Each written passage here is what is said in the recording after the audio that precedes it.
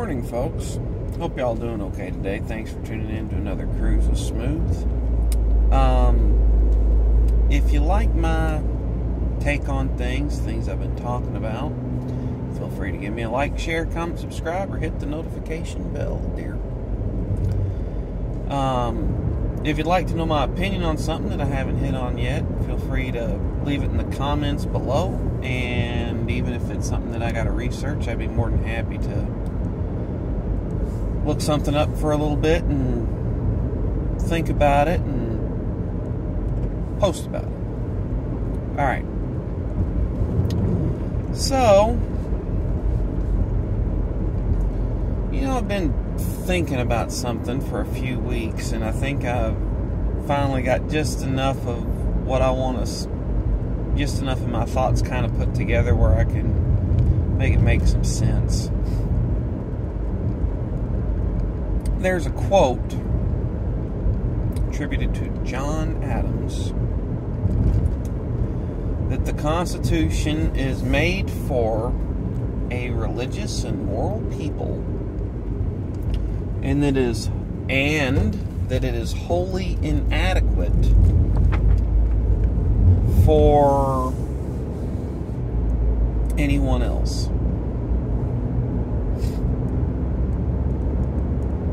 And I think he's right.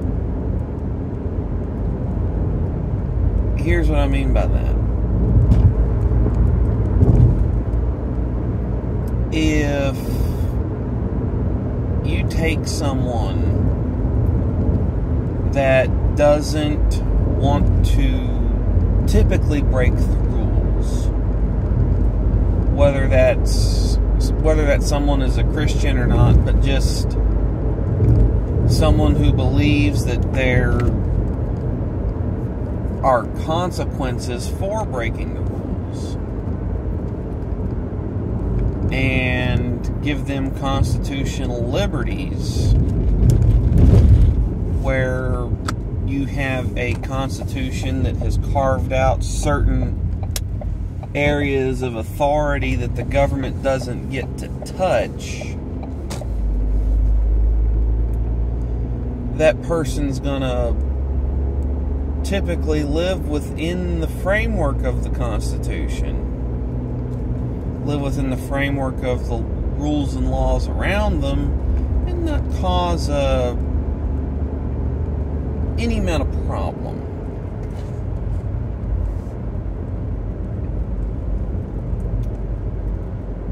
Take, for example, the First Amendment.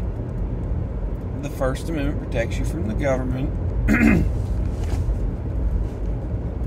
against government encroaching on religious liberties, freedom of speech, and freedom of association.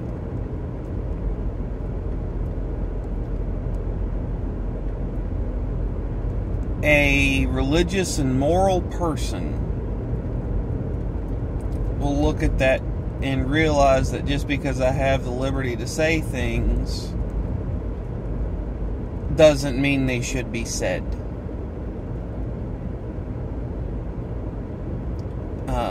Time and a place, knowing your audience, whether it's, time and place, knowing your audience,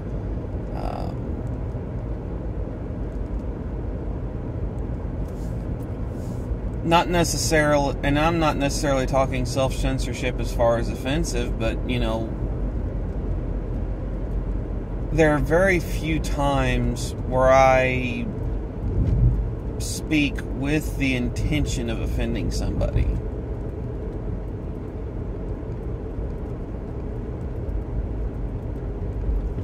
So, and take the Second Amendment, the right to keep and bear arms. As an example, I've passed the background checks, I have the knowledge, I have the proficiency to keep and bear arms legally.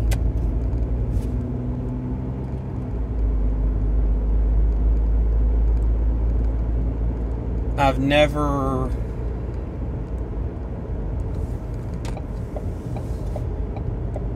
broken a law that would cause me to lose my rights as a firearm owner. I've never done things with my firearms that are questionable, like throwing one into a garbage can across the street from an elementary school to see Hunter Biden.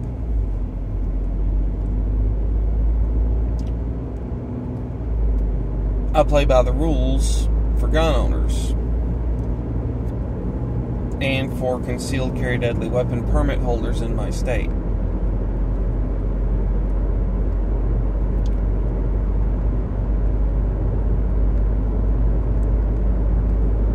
Partly because I try to be a moral person, and partly because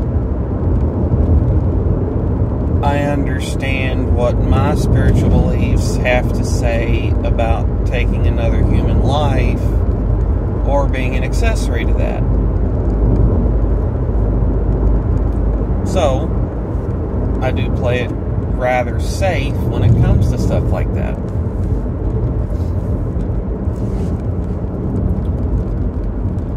You can have a lot of people that are not religious and are not moral that would definitely take advantage of numerous protections afforded by the Constitution. See, I've already forgotten the name of the town. In Skokie, Illinois. There you go.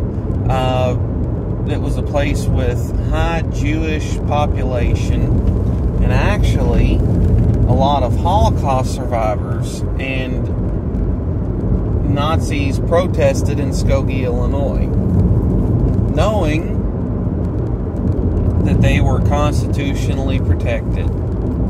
There was actually a Supreme Court decision handed down about that. And, you know, what's going to happen to them? Nothing. And they protested in high Jewish population areas. I don't see that to be a moral thing to do, personally. Now, I've said all that to say this. And I'm not attempting to cram down a religious or spiritual belief here. I'm just giving you a fact. You can draw your own conclusions and think what you want. Most of the founding fathers were Christian, and those that weren't saw the benefit in Christianity as far as the moral framework by which people should attempt to live.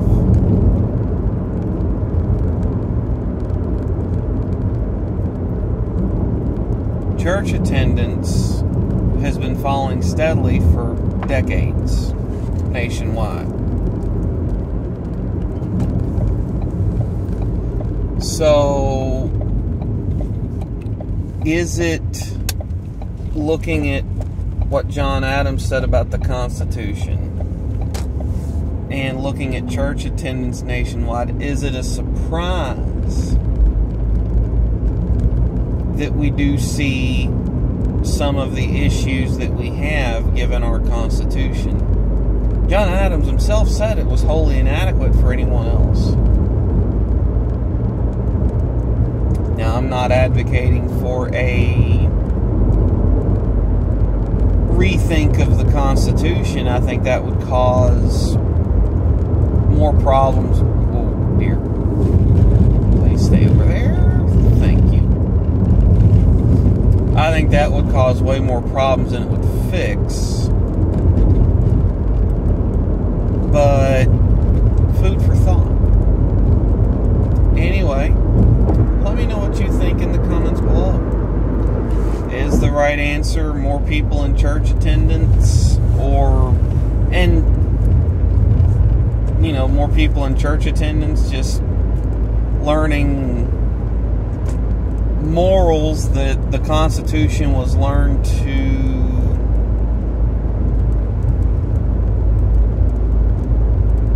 govern alongside these morals,